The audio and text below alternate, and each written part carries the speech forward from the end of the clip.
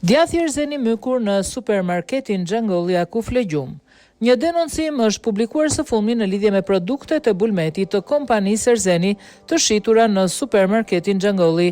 Sipas një qytetari, djathi i dhis Erzeni, i cili kishte afat skadence, deri në 17 prill ishte i prishur dhe me shenja të dukshme myku, edhe pse jemi ende në muaj shkurt. Qytetari shpreh se ky rast është i papranueshëm dhe ngre shqetësime serioze për sigurinë ushqimore dhe kontrollin e sigurisë së produkteve të qumshtit në tregjet lokale, ndërsa deri më tani, nga ana e AKU-s, Autoriteti Kombëtar i Ushqimit nuk ka asnjë reagim.